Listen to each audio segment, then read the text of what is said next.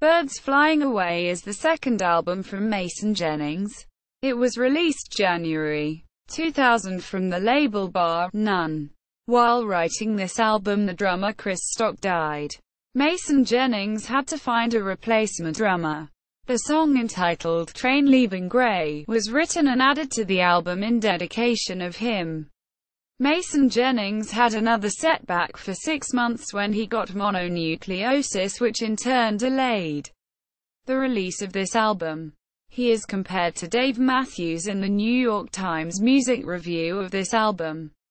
Personnel: Mason Jennings guitar, vocals, producer; Bob Scoro bass, vocals, assistant producer; Edgar Oliveira drums; Chris Thompson alto saxophone; Dave Gardner mastering; Ed Ackerson producer, engineer; Tom Garno engineer; Cameron Wittig design, photography.